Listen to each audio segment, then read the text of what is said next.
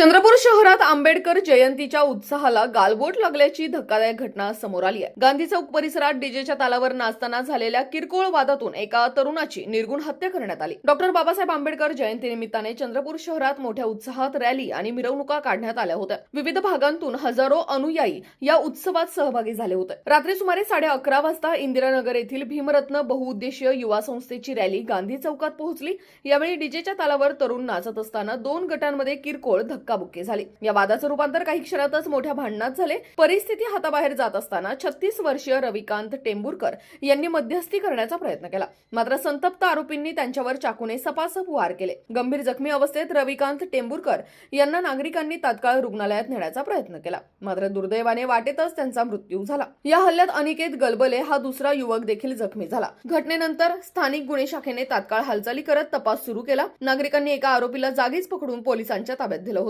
त्यानंतर पोलिसांनी तपासाची गती वाढवत एकूण 5 आरोपींना अटक केली आहे। चंद्रपूरच्या इतिहासात आंबेडकर जयंती सारख्या शांततापूर्ण उत्सवाला अशा प्रकारे हिंसक वळण लागण्याची ही पहिलीच घटना मानली जाते। विशेष म्हणजे काही युवक चाकू घेऊन वावरत होते। ही बाब सुरक्षेच्या दृष्टीने गंभीर चिंता निर्माण करणारी आहे। उत्सवाच्या नावाखाली वाढणारी हिंसा यावर नियंत्रण मिळवण्यासाठी प्रशासन आता कोणती पावले उचलणार याकडे सर्वांचं लक्ष लागलंय।